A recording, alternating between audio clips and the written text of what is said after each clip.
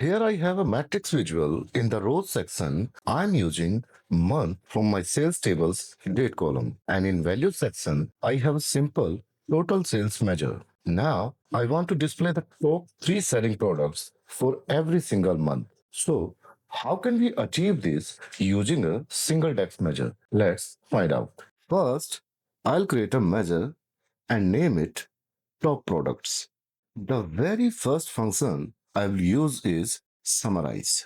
The first argument of summarize is table. So I'll provide my sales table. The next argument is group by column name. Here I'll supply the product name column from my sales table. After that, summarize asks for group by column name. But instead of another grouping column, we can also create a calculated column inside the function. So let's create one. I'll name this calculated column as sales amount. Now it asks for an expression. I could simply use the amount column from my sales table, but since I already have a total sales measure, I will use that instead.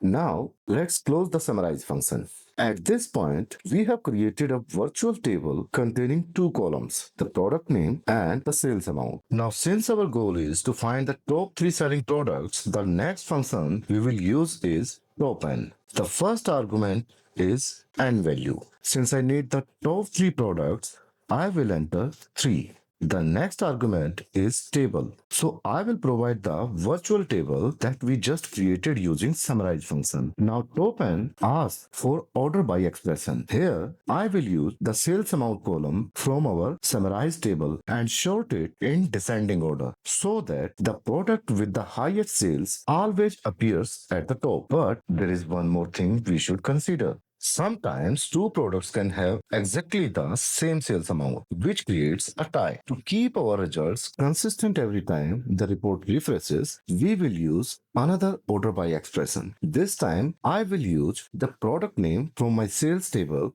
and sort it in ascending order. This works as a tiebreaker, ensuring our output remains consistent. Now, we have successfully identified the top three products along with their sales. However, there is still one problem. This entire calculation returns a table, and a table cannot be displayed inside a single cell of a matrix visual. So now we will use CONCATENATEX function. Its first argument is table, which is already calculated. The next argument is expression. Here, I will simply provide product name column from my sales table and close the function. Now, let's drag this measure into the matrix visual. As you can see, we now have all three products' names inside a single cell, but they are displayed in one continuous line, making them difficult to read. So let's improve the formatting. Fortunately, CONCATENATEX allows us to specify a delimiter. Here, I will use UNICHAR 10, which insert a line break. Now, every product appears on a separate line, making the result much easier to read. At this point, we can see the product names, but we still don't know the sales amount for each product. So let's make a small change in our DAX. I will concatenate the product name and a couple of spaces and then concatenate the corresponding sales amount. Now, another issue appears. The sales amount contains too many decimal places. To make it more professional, I will wrap sales amount inside the format function and use the format string. Now the numbers looks much cleaner.